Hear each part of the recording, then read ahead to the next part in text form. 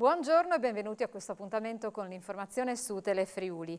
La polizia ha individuato 3 presunti autori delle pubblicazioni di messaggi di minacce rivolte al ministro degli Esteri Luigi Di Maio.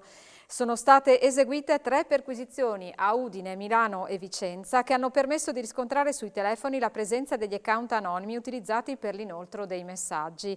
Nella mattinata la Polizia di Stato, nell'ambito di una complessa attività di indagine avviata dal Servizio Polizia Postale e coordinata dalla Procura della Repubblica di Roma, con gli operatori dei compartimenti Polizia Postale di Milano, Trieste e Venezia, insieme personale delle Digos di Milano, Vicenza ed Udine, ha eseguito 3 perquisizioni delegate a carico di internauti nei cui confronti sono stati riscontrati elementi indiziari tali da farli ritenere autori delle pubblicazioni dei messaggi.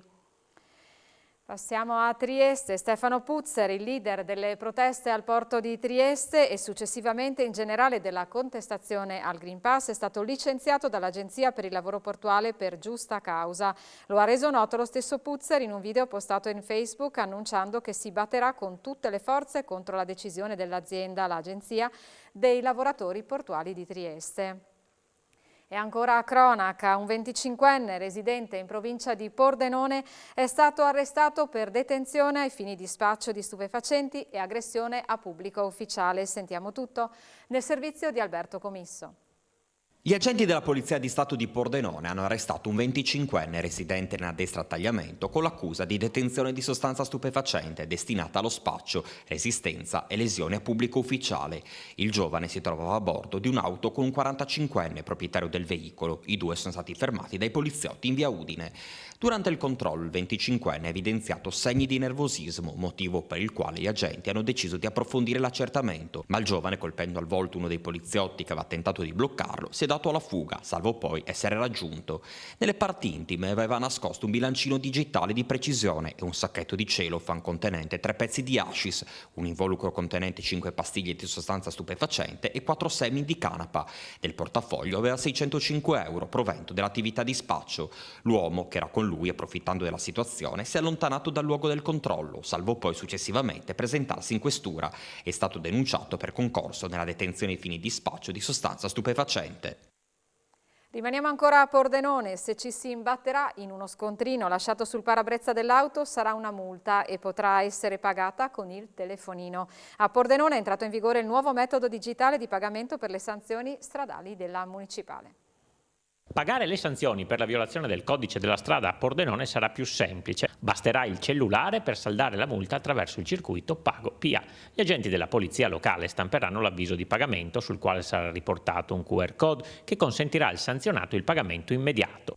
Oggi come amministrazione comunale compiamo un passo in avanti, veniamo incontro alle esigenze dei cittadini utilizzando la tecnologia a disposizione, quindi da oggi anche in Comune di Pordenone le sanzioni, elemento ovviamente scomodo, possono essere pagate con il telefonino. Questo perché è importante? Perché grazie all'utilizzo della tecnologia, pur essendo qualcosa ovviamente di non simpatico, si potrà consentire alla cittadinanza di pagarle immediatamente con il telefonino e poter avere anche lo sconto del 30%. I vigili saranno dotati di dispositivi mobili, smartphone, tablet e stampanti portatili con cui potranno registrare immediatamente la violazione ed emettere l'avviso di pagamento, che si presenterà in un formato lungo e stretto, simile a uno scontrino e non più come un bollettino prepagato. Le multe potranno comunque essere pagate anche tramite home banking, in banca, negli uffici postali e in tutti gli esercenti convenzionati sul territorio.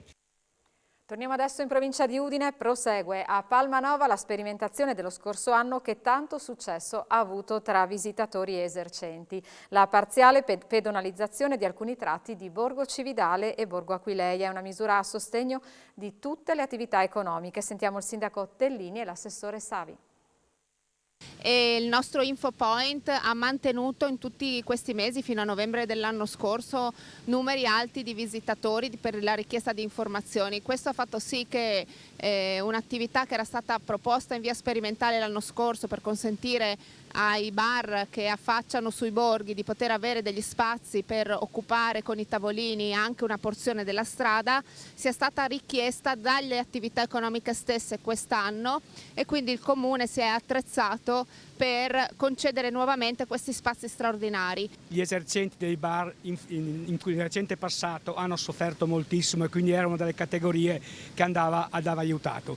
Abbiamo fatto anche di più, abbiamo esentato per 3 mesi dal canone di occupazione di suolo pubblico, e questo spero che sia ben gradito e faccia fare in modo che l'attività abbia successo. È stata suggerita, è spronata, insomma l'hanno voluta anche gli esercenti in primis? Assolutamente sì, e quindi diciamo che noi abbiamo seguito il loro desiderio. È chiaro che abbiamo chiesto un po' di sacrifici alla fiscalità generale, ma ritenevamo che appunto queste categorie avessero sofferto molto durante la pandemia e quindi abbiamo deciso di aiutarle ancora in questo modo. In città adesso il Comune di Udine ha approvato una variante al progetto di Viale Cadore per rifare i marciapiedi e le piste ciclabili danneggiate dalle radici dei pini marittimi, ma il vice sindaco avverte: non danneggeremo gli alberi, interverremo solo su quelli malati. Tutti sappiamo del problema di Viale Cadore, dei pini marittimi che hanno invaso con le radici non solo i marciapiedi, ma anche la pista ciclabile nel lato est, ma soprattutto la strada. I pini marittimi hanno la particolarità di queste radici molto invasive. Abbiamo fatto una prova a trazione, abbiamo visto che questi pini nel lato est reggono, cioè sono ancora in buone condizioni, e quindi l'intenzione dell'amministrazione è quella di mantenerli, e per mantenerli in salute abbiamo fatto in modo, con un sistema diciamo di tipo moderno, che ha un suo costo. Infatti abbiamo fatto una variante di 36.000 euro. Cosa andiamo a fare? Andiamo ad allargare l'aiuola, dandogli più luce, ma soprattutto più aria alle radici. Andiamo a rifare i marciapiedi con un sistema di porfido, diciamo, veramente sarebbe un cemento drenante che aiuta a percorrere il marciapiede in sicurezza. Andremo ad aumentare ancora un fondo per completare il lato est successivamente, e poi dovremo occuparci dell'altra parte, tanto per dire quello di fronte al Malignani e anche quello verso nord, che anche quello ci sono i pini marittimi che vanno tenuti, e sicuramente se le attrazioni dicono che l'albero è sano eccetera, vanno tenuti tutti, però ovviamente dobbiamo mettere in sicurezza la strada e i marciapiedi. Nell'Isontino adesso, perché la Via Crucis è tornata a illuminare il centro di Gorizia dopo 2 anni di pandemia. Il percorso fino in castello in centinaia con le candele in mano. Un fiume di gente e luci ha riempito ieri sera le vie del centro di Gorizia. Dopo 2 anni di assenza, la Via Crucis è tornata anche nella città isontina, portando centinaia di fedeli da Piazza Vittoria fino alle porte del castello. Un appuntamento che ha visto protagonisti diversi gruppi diocesani e boy scout della città, camminando lungo Via Rastello e proseguendo su salita d'Annunzio, concludendo il percorso in piazzale Segrizzi, il tutto con canti e omelie dedicate alla passione di Cristo. A guidare la processione c'era l'arcivescovo Monsignor Carlo Roberto Maria Redaelli, insieme al decano Don Fulvio Marcioni, il quale ha coordinato la camminata attraverso le diverse stazioni. È stata anche l'occasione per raccogliere fondi a favore della Caritas diocesana, in prima fila dopo 2 anni di pandemia e nella gestione degli aiuti ai profughi ucraini, mentre la penultima tappa ha visto la riflessione del gruppo scout in lingua slovena. L'invito dell'arcivescovo al termine della processione è stato di costruire fin da oggi il senso della pace, riprendendo l'immagine del mondo come un poliedro e non una sfera perfetta, fatta propria da Papa Francesco. Per la comunità di Chiopris è un vero e proprio evento, la tradizione pasquale per eccellenza, l'apertura del catafalco in occasione della morte e della resurrezione di Cristo. Il catafalco risale al 1400, si tratta di un vero e proprio monumento per la comunità di Chiopris che si mostra alla comunità solo nel periodo pasquale. La chiesa di San Michele Arcangelo, che lo ospita in queste ore, viene allestita a festa perché per la piccola comunità della Bassa si tratta di un vero e proprio evento, come ci spiega Milvia Famea, sacrestana orgogliosa da 3 anni della parrocchiale guidata da Don Federico Basso. Il Santo Sepolcro, che veniva fatto, si calcola che è del 1400, è stato fatto da un Bianchini, si chiamava lui, un certo Lorenzo Bianchini, quello che ha ideato.